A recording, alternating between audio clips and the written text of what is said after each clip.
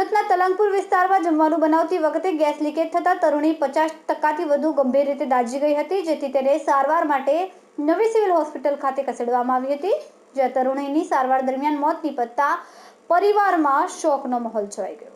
નવી civil hospital પાસેથી મળતી માહિતી મુજબ મૂળ ઉત્તર પ્રદેશના વતની અને હાલ સચિન GIDC તલંગપુર રોડ ગીતાનગરમાં સોમનાથ રામગોપાલ ઉપાધ્યાય 3 સંતાન સહિતના પરિવાર સાથે રહે છે. સોમનાથ ટેમ્પો ચાલક તરીકે નોકરી કરી પરિવારનું ગુજરાન ચલાવી રહ્યા છે.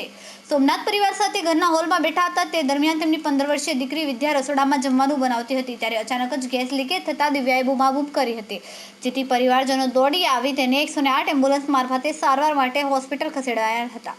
ગેસ લીકેજમાં વિદ્યા અંદાજિત 50%થી વધુ દાઝી ગઈ હતી, તેથી તેની સારવાર કરવામાં આવી હતી, પરંતુ સારવાર કારગત ન નીવડતા મૃત્યુ નિપજ્યું હતું. સુરતથી સુનિલ પાટીલ સાથે ભાવેશ પાટીલ, ગુજરાત सम्राट न्यूज.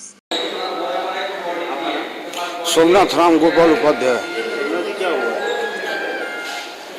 सर दोपहर में खाना बना रहे थे, हम लोग आगे रूम में थे, फिर इसको कैसे आग लगा कुछ अता पता नहीं है।